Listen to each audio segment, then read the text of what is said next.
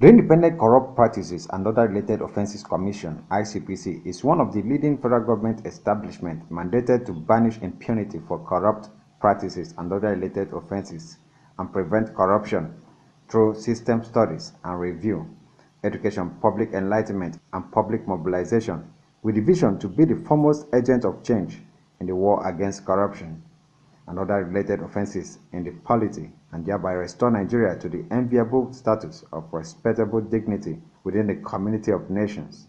Nigeria has been stigmatized by the international community as one of the most corrupt countries in the world for these 3 consecutive years, 2000, 2001, and 2002. It maintained the unenviable position of being the second most corrupt nation. The rating came up as a consequence of several failed attempts in the past to wipe out corruption or reduce it to a tolerable level in the polity. For this reason, ICPC, under the chairmanship of Barrister Ebonta, have decided to carry out anti-corruption summit in all the states of the Federation to help provide professional and technical assistance in carrying out corruption risk assessment, system studies, review of state government system, practices and procedures. In today's edition of Support Anti-Corruption War in Nigeria, we are going to look at the Delta and Bayelsa State Anti-Corruption Summit held in the state capital.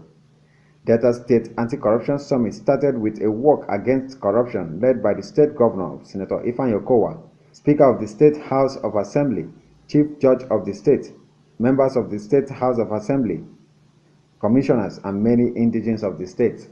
ICPC Chairman Barrister Ebonta, in a keynote address, stressed the need for states to eliminate the incidence of grand and petty corruption by adopting the United Nations Convention Against Corruption recommendation that strategies should be channeled into preventive processes. And we discovered that the states that had the least corruption problems, the least governance problem, were states that were managed by chief executives that had very good management background. Does that make sense? Yes. So it was not that they were being ambushed to do certain things. They knew before getting into office exactly what they were going to do and how they were going to do it. This is an exercise I've given to you. Look at all the states in the past and in present, and look at the background of each person, and you can postulate as to how, at the end of a tenure, how that governance in the state would end. When I looked at all the policies that were given for this administration, I asked myself, can all this be reasonably achieved if there is systemic corruption, non-existent or weak regulatory systems, inefficient and corrupt officials, poorly executed educational and health infrastructure? And the answer there is very simple. Corruption thrives where all these processes are prevalent and corrupt persons seize these opportunities. Where does your state, or indeed Nigeria as a nation, stand in the eyes of the world in terms of corruption? These are the questions Transparency International and reasonable investors seek answers to. So my preaching here today is a simple message. If you want to be corrupt, be ready to pay the price. The chief judge will be very happy to welcome you in his court. We don't deal with all kinds of cases. We deal with corruption cases, and corruption cases, no matter how small they look, have a way of destroying the whole of society. I will use one simple example: acquisition of visas. Most of you who sit here have applied, let me not say most, some of you who sit here have applied for visa and you are asked to bring your bank statements. Is that not right? Yes. You go to a photocopying center and you make photocopies of the documents you want, and you attach that and make a request for your visa. Unknown to you, at the business center, you think they made one copy of those documents for you. They made two and kept one behind. Then a jobless young man that wants to go abroad is looking for visa. They now attach your own banking documents to his own request for visa. Are we getting the point? These are investigations we've done. The man goes abroad, is arrested for being a nuisance, and they now begin to do a background check. Who was the person who approved, provided recommendations and guarantee for this man? They see your name. Some embassies will flag your name quietly. The next time you go to renew your visa, they reject it, and you won't know the reason. If it is only enforcement, then we miss the whole issue of corruption.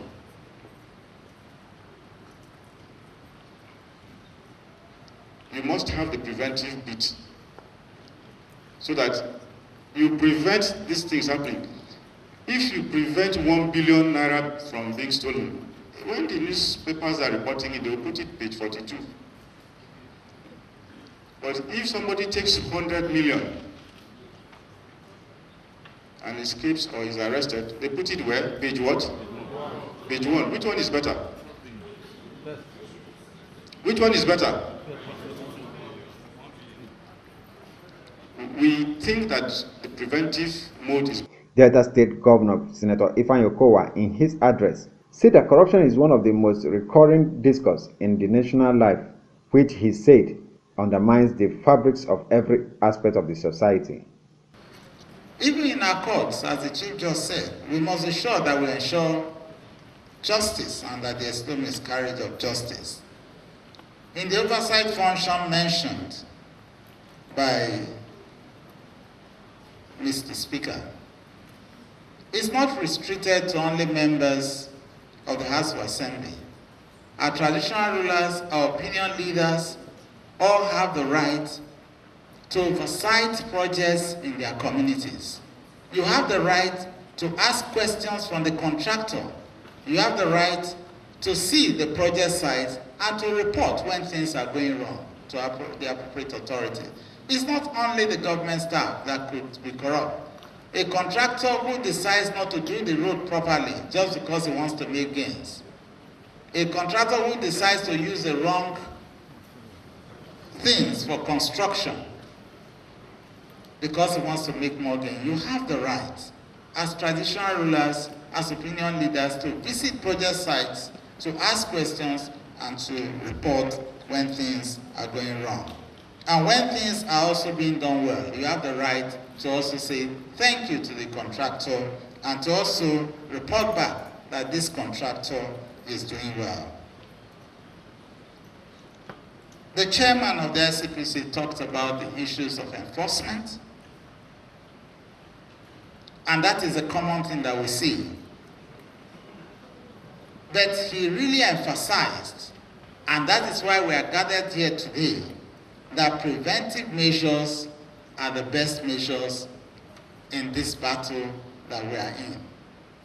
And this kind of gathering, where we are able to interact with each other, is carrying out both advocacy, he's able to inform us the better, and we're able to have a clearer understanding of the issues on ground and the impact, the negative impact of corruption in our society. So this type of preventive measure is something we want to encourage you to continue to do, and we are proud of what you're doing. Because you may just assume that people know. It is through this kind of forum that you begin to educate people on what you call public enlightenment. Every man that leaves this hall now, directly or indirectly, being better informed, has one thing or the other to say to somebody else. And therefore you find that we begin and will continue to propagate on the issues that are on hand. Corruption is one of the most recurring discourses in our national life today, and it appears to be a major agenda in the course of this administration, both the national and the states. This is so because virtually every Nigerian agrees that it undermines the fabric of every aspect of our society. Over the years, it has constituted a serious threat to good governance, rule of law, peace and security, including developmental programs aimed at tackling poverty and economic backwardness. The fight against corruption is a priority undertaking of our administration and will continue to be part of you in this fight and in the public enlightenment that you're undertaking at the moment. The governor called for the restructuring of values in the family as a unit of the Nigerian society. Until we begin to address all these issues, it will really be very difficult for us to be able to fight this battle the way it should be fought. So there is a need to inculcate moral values in our homes. And for us to realize that as parents, whether direct parents or grandparents or elders within the society, when we grew up, you were like a child to everybody. Anybody who was senior to you will correct you. But nowadays it is not so. We must be sure what we do. Chief Judge of the State, Honorable Joseph Marshall Umokoro, and other speakers at a goodwill message noted that corruption constitutes a serious threat to good governance, rule of law, peace, and security, aimed at tackling poverty and economic backwardness. On our part, as the judicial arm of government, and now that the judiciary is under intense limelight in Nigeria, may I share with you my thoughts on anti-corruption war in Nigeria. When I was growing up in Benin, my father, who lived up to 80 until he died, held out individuals to me as models. People who lived within the limits of their resources. And these were who? Traders, school teachers, and civil servants. And they were contented with whatever they had.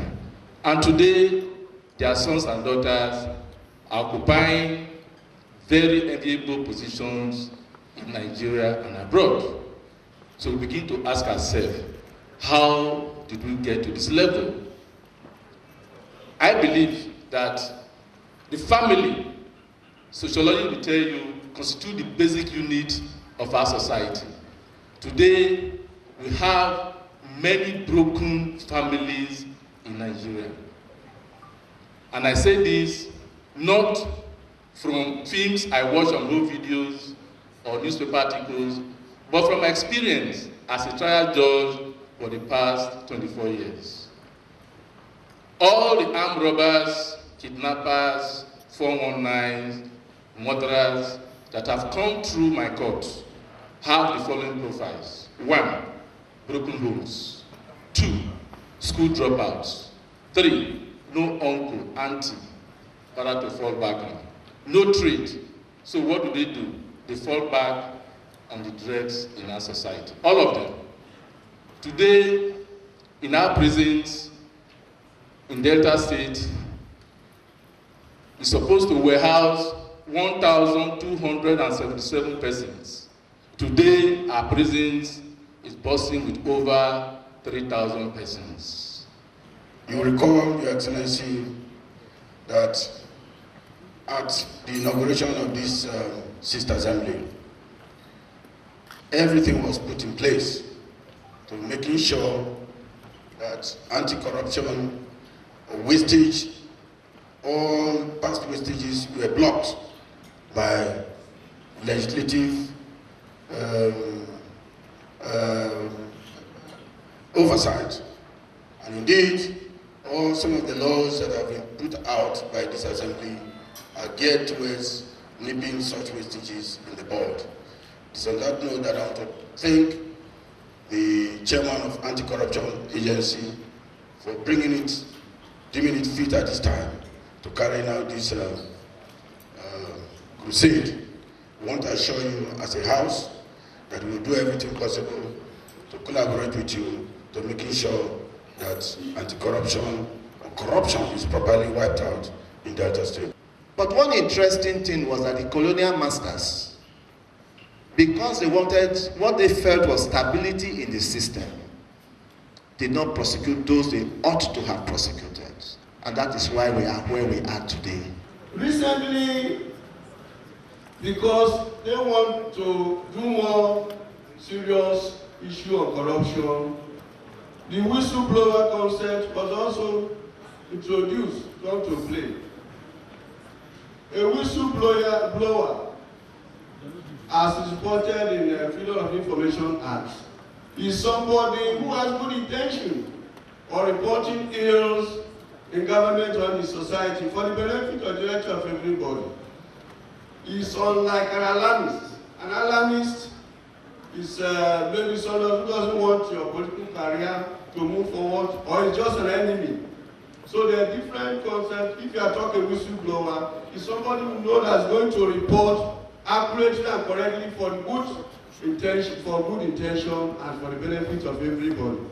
So government felt to strengthen that activity, reward to be given to somebody who gives good information. And I want to report that since it was introduced, Nigerians have been seeing wonderful returns. ICPC chairman also visited Bayelsa State to flag up his continuous state visit. The chairman, who was received by the state governor, Honorable Sereka Dixon, witnessed the inauguration of 2 committees set up by the state to help checkmate corruption in the state.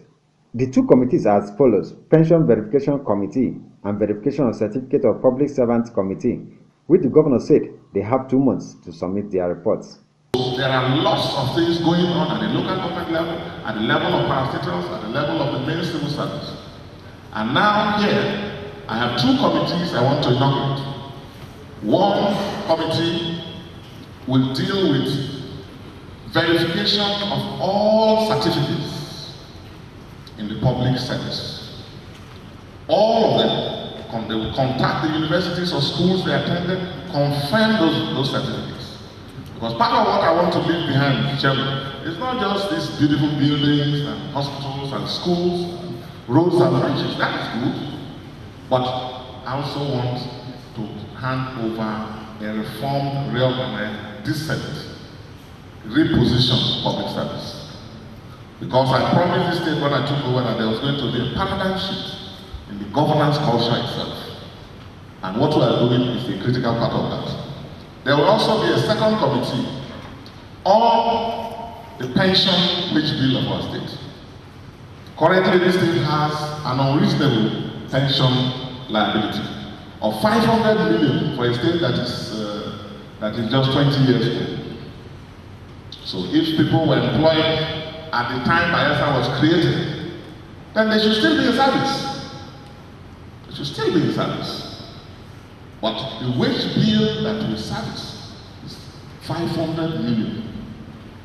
And we've been able to do a number of things, but with this recession, I've made it clear in this state, and that's why I'm very happy with your visit. I've made it clear in this state that now more than ever before, every naira counts. My duty is to be a reliable and trustworthy guardian of public resources, which you all know that we are doing. The governor, who promised to donate an office to ICPC in the state, called for more establishment of ICPC offices in the 36th state of the Federation, which he said could help make anti-corruption war more effective in the country. I say that Bayelsa is open for partnership. If there's one state that you have as a partner as to how we can prevent corruption from even taking place, as to how we can elevate the values in leadership, Bayelsa will be that state. In this second term, we are dealing with how to reposition the public service. Because repositioning the public service, getting public officials who drive the bureaucracy to key into these elements, these issues of higher ethical values in work is critical, because we can't do anything unless the bureaucracy is part of what we do, and we're all on the same page. So that's why in this meeting, in this courtesy call, you have all permanent secretaries in Bayelsa here, and you have all the commissioners here listening to you. Ebonta, while expressing satisfaction with steps taken by the state to fight corruption, pledged to support the state in the verification exercise. The narrative I'm coming here to do today is that at the end of everybody's tenure, we should be celebrating you. Do you agree with that? We should be celebrating ourselves and asking those who have performed extremely well to go on to higher political postings within the country and outside.